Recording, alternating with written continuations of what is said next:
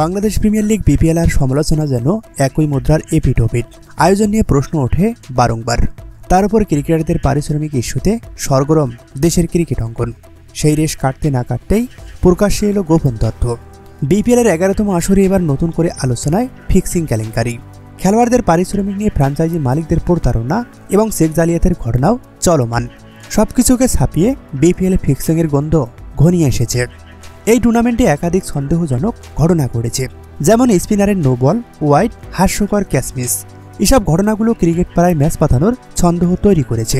এবারের বিপিএলে এমন অনেক ঘটনা ঘটেছে যে বিসিবির অ্যান্টি করাপশন ইউনিট আকু জানিয়েছে তাদের নজরদারি চলমান।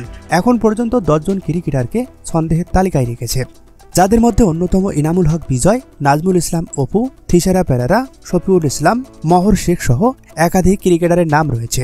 আকু জানিয়েছে ফিক্সিং সংক্রান্ত তদন্ত চলছে। তারা এই আসরে 12টি সন্দেহজনক ঘটনা চিহ্নিত করেছে। ক্রিকেট বোর্ড থেকে জানানো হয়েছে এই বিষয়ে তদন্ত চলছে এবং অভিযুক্তদের দোষ প্রমাণিত না হওয়া পর্যন্ত তারা নির্দোষ বলে গণ্য হবে।